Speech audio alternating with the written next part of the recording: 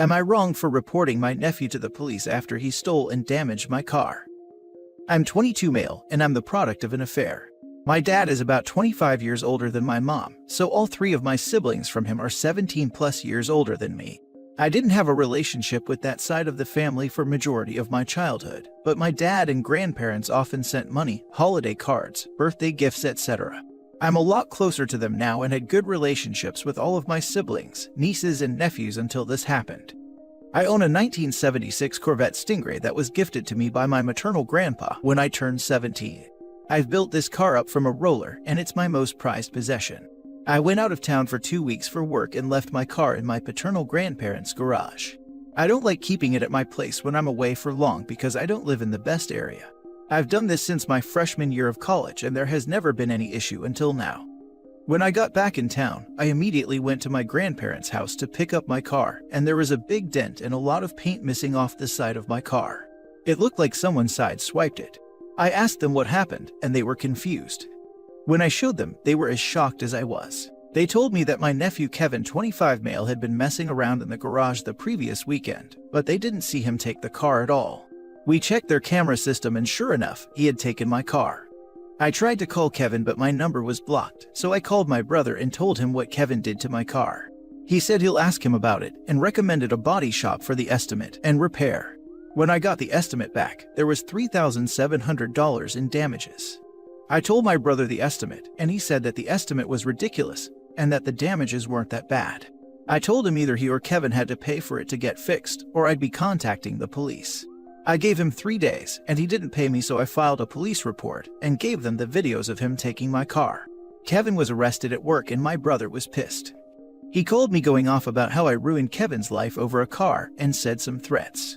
My sisters and dad have been calling and texting me asking me to just put the family first and drop the charges, but I don't want to. Am I wrong? Now for the top comments. Nope, he stole your car. You offered the option that did not include involving the police, which was him taking responsibility for the damage he did. Ultimately, they all made their own choices. The fact that they didn't believe what the consequence was doesn't mean anything. Not the idiot, and if you were to file any sort of claim at all, you'd have to file a police report. To those asking you to put this aside, say, take up a collection, put some skin in the game, get it covered, and I will. But I am not accepting damages to my car to do this kid who cared so little for me and my property that he was willing to steal and inflict the damages. You want to be mad at the kid. I am not paying for this and I am not accepting the damages. I didn't want to go the insurance route because they'll raise the rates, but it's looking like I'll have to. My insurance is already pretty expensive since I'm under 26 and on my own plan with 2 cars. Oh, I totally agree. Path of least resistance is simply for them to pay the bill. But absent that, file the claim. However, it is highly likely that the insurance will subrogate against Kevin, as in sue him for damages they paid. And it will be a lot more than the actual damages because they are going to cover all of their administrative costs, plus legal fees and court costs. So, $3,700 might look more like $15 or $20K. So, I'd advise them one last time that it's not going away. Now, I can't speak for the problems that this might cause you and family, but you should at least think about it. Ironic how your nephew is 3 years your senior, but lives up to every bit of the stereotypical nephew, being irresponsible, privileged, and alienated from reality. Family or not, a man 3 years older than you stole and damaged expensive property from you, returned it without fixing it, and expects there to be no consequences. Not wrong. Seems like they're using family as a convenient excuse, when real family would never act that way. Next story. Am I wrong for not letting my husband move us into a tiny house? My 29 female, husband 31, has been getting into tiny homes for the last few years. Watching videos and shows about them, reading about them, helping his friends move into them, the works. I thought it was just a general interest, but it seems like it's gotten to be more. I own our house outright. I bought it a few years ago before meeting husband with a combination of savings and the inheritance I got when my grandmother passed. My husband is not on the title. This is important because a week ago, my husband came home with a realtor's info. He was going on about getting rid of all our stuff, selling the house, buying a tiny house and some land, everything. He said the realtor would be there for an assessment the next day. I immediately stopped him and made it clear this was not happening. He did not have my permission to sell the house. He was not getting rid of my things, though he can do whatever he wants with his, and I am not living in a tiny house. I'm sure some people love it like his friends do, but his friends' wives and children are all miserable. They have no privacy, had to get rid of a lot of sentimental items. The kids are always fighting because they're on top of each other. I refused to do that. And I told him I refused. He got super angry and said he was making the best decision for the family and that I would get used to it. I reminded him that I owned the house, not him, and he could live in a tiny house if he wanted to. I would be comfortable here. More arguing, and he left to go stay with one of his friends. Some friends agree I'm in the right. That tiny home living isn't for everyone, and I would be miserable living like that since I enjoy my space, privacy, and sprawling. Others have said that he can't live his dream without my help, and I'm selfish for not at least giving it a try before shutting it down. Am I in the wrong? He left the house to go stay with his friends. Where? Do tiny houses have guest rooms? Lo, not the idiot. Maybe suggest that he gets the tiny house and some property for it, and you use it for weekend getaways or something. Where he can sample the lifestyle by putting a garden shed in the backyard and living there full time. That should settle his hash. I mean, that's a far better idea than, well, just try it for a while to see if you like it, like OP's friends are suggesting. If she doesn't like it, then what? Does she go back to her house that she no longer has, with all her belongings that she also no longer has? Yeah, and tiny houses have no resale value. Not wrong. It is very freaking weird that he arranged everything, including setting up an appointment for a realtor to come by the next day, without so much as a discussion. Something is seriously wrong here.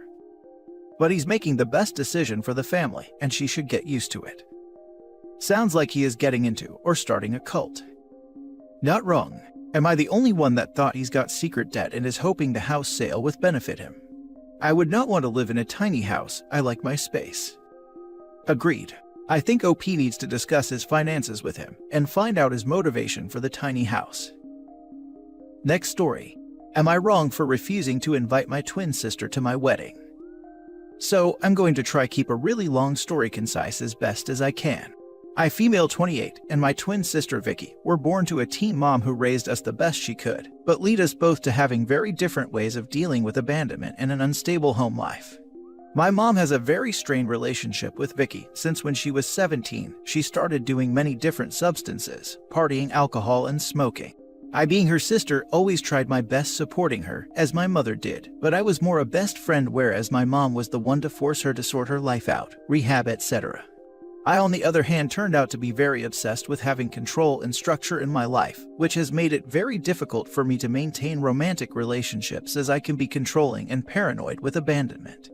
Cut forward to when I went to uni, Vicky found herself in a very bad toxic relationship and practically cut off my mother, which severed their relationship entirely. She eventually got pregnant and gave birth to my nephew in my second year at uni. After struggling with romantic partners all my life and having very short-term boyfriends, I met my ex-fiancé, let's call him Dave, who I genuinely thought I'd met the one. During this time, Vicky had broken up with her toxic ex and was now a single mother, so me and Dave would have her and my nephew over most weekends. I, however, fell pregnant, and a year after my daughter was born, Dave proposed. I had never been happier for starting my family. We decided to wait a year to get married and genuinely enjoyed our new family life. However, one weekend I decided to go see my mother and spend the day with her and my daughter, but we came home early since my mother became busy. When I arrived home, I saw Vicky's car outside, which wasn't unusual, and went inside. Nothing would have prepared me for what I would find. Vicky and Dave were alone together in my bedroom on my bed, and it seemed like the deed had already been done. I went straight to packing for me and my daughter and left. I gave Dave no chance for excuses and cut both of them out of my life entirely, except for allowing Dave visitation to our daughter. Jump forward 3 years, I have barely spoken to Vicky except for when she pops back up into my life to apologize or explain. But I don't care. There is no excuse she could give me. I am now engaged to my beautiful fiancé Matt, and he loves my daughter and me more than I could ever imagine. Although my mother is now begging me to invite my sister to my wedding coming up in June, saying to put the past in the past, since my mother has been able to forgive her and mend their relationship. I refuse, which has caused tension.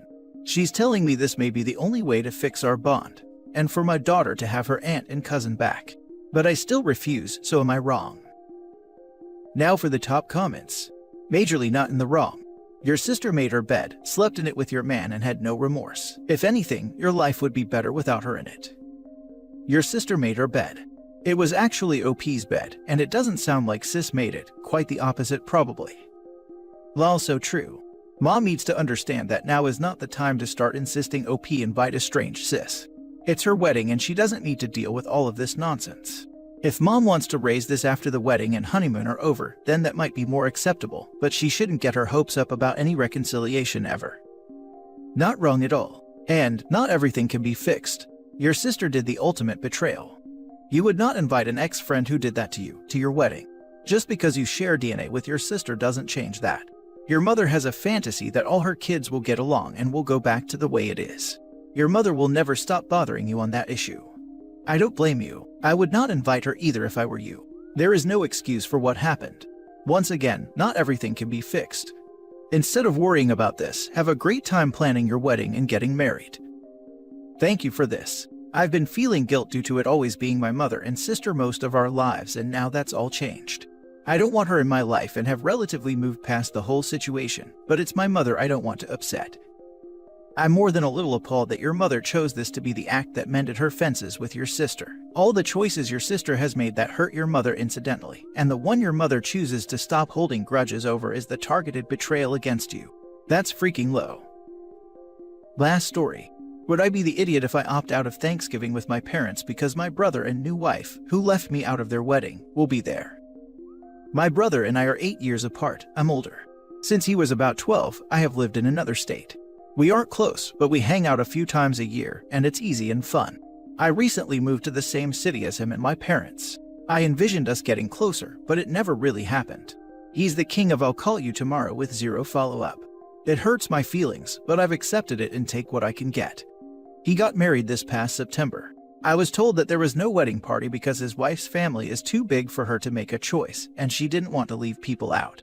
I was given instructions to get a gray suit and that I'd be given a blue tie for pictures.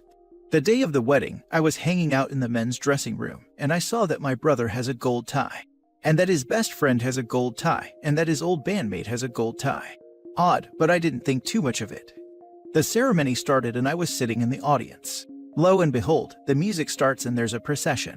My brother's 2 gold tie friends walk in and line up on stage left, and his wife's sister and her husband walk in and line up on stage right. The non-existent wedding party. At this point I have an almost out-of-body experience. The ceremony was a blur. After the ceremony, we took pictures, which means I took one picture with my brother and that was it. I spent the cocktail hour in a stall in the bathroom, embarrassed and hurt.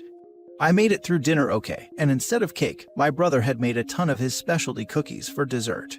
I'm allergic to the recipe as is, but with a simple tweak I can have them. He didn't make any for me, or even warn me this was happening so I could bring my own dessert. Anyways, I left the second dancing started, and a week later sent the newlyweds a letter saying basically, I thought things would improve once I moved here, but this wedding has shown me that we don't have a relationship outside holidays at mom and dad's house. So let's just keep it real and I will see you there. Being disappointed all the time isn't healthy for either of us. The problem is that Thanksgiving is upon us, and not only will they be at my parents' house, but they are bringing a couple of friends with them, so I will be really outnumbered and uncomfortable. Would it be wrong of me if I opt out for this one year, stating it's too fresh of a wound for me and I'll see y'all at Christmas? No, you don't need to go. But your brother did nothing wrong. You do not need to put siblings in the wedding party just because. He had the desserts he wanted for his wedding. Your allergies are bad for you, but don't affect wedding desserts. But your brother did nothing wrong. He flat out lied to OP about there not being a wedding party. His brother didn't have to put him in it, obviously. But to outright lie and say that they weren't having one, rather than saying we aren't close enough for you to be in the party, is a total D move. Especially since he knew his brother was going to be at the wedding, and see that he intentionally lied. Of course OP felt humiliated. His brother didn't even have the decency to tell the truth. I feel like there's something missing here. We recently planned our wedding and we never had to tell our siblings that they weren't in the wedding party. If we didn't invite them to be a part of it, then their assumption was that they weren't in the party. I feel like a good reason for a bride or groom to explicitly tell someone that they aren't in the wedding party, or if there is no wedding party, is because that person is asking about being part of the wedding party. If OP asked his brother about it and couldn't take no for an answer, then I can see why the bride or groom would tell him there is no wedding party. Why would the OP feel humiliated? It's not like the bride or groom announced to everyone that there is no wedding party, and that's why the OP is not in it. And then when there was a wedding party, everyone was like, haha OP, you're not in the wedding party. Everyone sucks here. Brother shouldn't have lied about there not being a wedding party. OP needs to stop trying to force a relationship with brother that they don't have. Brother didn't want you in the wedding party because you're not close. He didn't make you your own special cookies at his wedding because his wedding doesn't revolve around making sure you have a dessert. The letter to the newlyweds was pettiness overkill, but hopefully you mean it and you finally accept that you can't force a close relationship just because you want it. That makes sense, me trying to force it. I guess it's hard to take that your brother doesn't actually care. The letter was more about the last 2 years of him repeatedly and blatantly blowing me off. It wasn't mean, it was just acknowledging that we have no friendship, and the wedding made it evident to me, and let's not pretend to be friends, because getting blown off all the time is taking a toll on me emotionally. Not for nothing, my entire family feels him pulling away, and acting frankly like someone we don't recognize. He used to be sweet and considerate, now he's angry and selfish all the time. It's bad enough that we've had serious conversations about him maybe having a brain tumor. The personality flip over the last 5 years has been overt and concerning. Dude, he's just not that into you.